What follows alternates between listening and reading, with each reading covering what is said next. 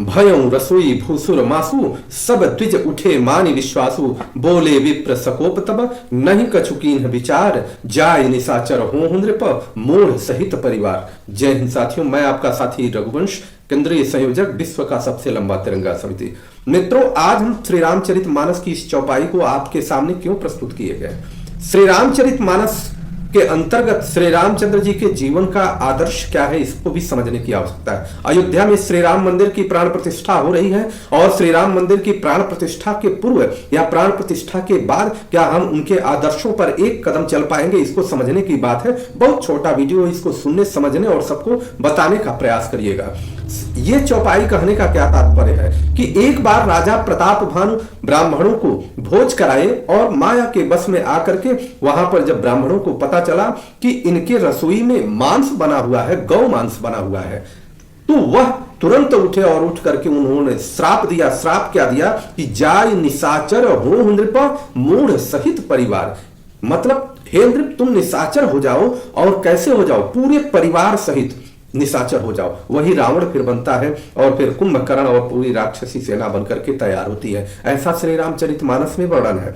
तो हम श्री राम मंदिर की प्राण प्रतिष्ठा कर रहे हैं, तो पूरे भारत में गौ हत्या कानून ला सकते हैं क्या? 22 जनवरी को यह दिन आदर्श दिवस नहीं होगा जब पूरे भारत में एक साथ गौ हत्या कानून लागू कर दिया जाए? हमारी या कहें कि जो भी सत्ता की में सरकार है, वो सरकार पूरी तरह से पूर्ण बहुमत में है, उनके इच्छा शक्ति के ऊपर निर्भर करता है। आप अभी पूरा मांसाहार को बंद नहीं कर सकते, तो कम से कम गौ हत्या कानून इतना कठोर कर सकते हैं कि कोई भी गौ हत्या या गौ मांस खाने के बारे में चिंता भी न करे। हालांकि श्री राम जी के आदर्शों को पालन करते समय इसका ध्यान देना होगा कि मांसाहार के पूरी तरह से विरुद्ध थे। जगह जगह वर्णन है और इस प्रकार के वर्णन को ध्यान देना होगा। आज वर्तमान समय में आप देख लीजिए, कहीं भी किसी भी रास्ते पर जाइए, बहुत सारे ऐसे रास्ते मिल जाएंगे जहां पर खुले में मांसाहार हो रहे हैं या मांस कट रहे हैं। मांस की दुकानें खुले में, बड़ी बड़ी दुकानें लगी हुई हैं और अब तो दुकानों पर हिंदू झटका मीट करके लिखा हुआ है। और हिंदू कैसे हो सकता है कि जब वो मांसाहार और मदिरा का पान करेगा?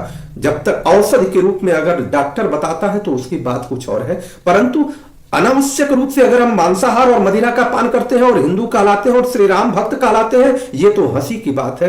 यह उसी तरह से है कि जिस तरह से हम गाल भी फुला लें और हंस भी लें, मुंह भी खोल लें, ये दोनों संभव नहीं हो सकता। इसलिए हम सरकार से अनुरोध करते हैं कि आपकी इच्छा शक्ति को इसमें सामने लाना होगा और आप पूरी दुनिया में यह निर्देश दीजिए, दुनिया में दिखाने का प्रयास करिए कि आपकी इच्छा शक्ति कितनी प्रबल थी कि 22 जनवरी के जिस दिन प्राण प्रतिष्ठा प्रभु श्री रामचंद्र जी का हुआ, उस श्री रामचंद्र जी की प्राण प्रतिष्ठा जो कौवे का सम्मान करते थे, उस श्री रामचंद्र जी की प्राण प्रतिष्ठा जो छोटे बिरादरी का सम्मान करते, जीव जंतु का सम्मान करते थे, बहुत तरह से हमने देखा है। और उसी दिन से कम गौ हत्या पर कठोर कानून लागू कर दिया जाए।